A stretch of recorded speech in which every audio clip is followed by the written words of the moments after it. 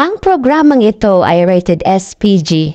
Istriktong patnubay at gabay ng magulang ang kailangan. Welcome guys sa aking channel at sa ating episode na Abot Kamay na Pangarap. Ayan, kitang-kita nyo naman ang ating si Demonyitang Moira ay isang pulubi na. Tingnan nyo naman ang itsura niya. O, diba? Bagay na bagay sa kanya. Kasi madumi siya at bagay sa pagkatao niya kasi madumi nga ang pagkatao niya sa kanyang ugali, 'di ba? So, yan nga ang napapala ng mga tao na talaga namang walang ginawang mabuti sa kapwa.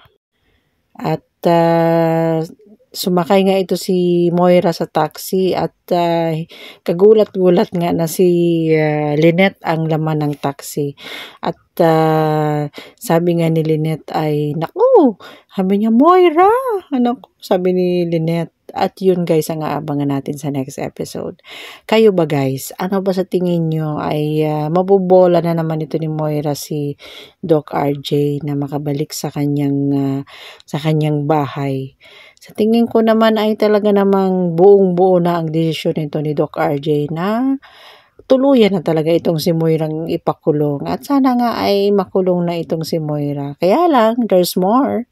May ano pa tayo, may aabangan pa tayo na alam nyo na yung ang tunay na pagkatao din nitong si Zoe, di ba?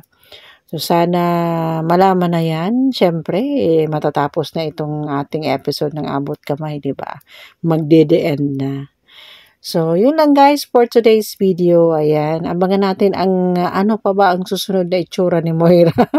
Baka sa susunod ipunit-punit na ang mga damit niya. Tingnan nyo naman ang mukha niya, oh. Bagay na bagay sa kanya. Ay, naku, natatawa talaga ako. Ayan, yun lang guys for today's video. Ayan, huwag niyong kalilimutan abangan lagi ang Abot Kamay na Pangarap. Diyan lang yan sa GMA. Shoutout po sa ating lahat ng OFW all over the world at sa lahat po ng nanonood lagi ng Abot Kamay. Maraming salamat.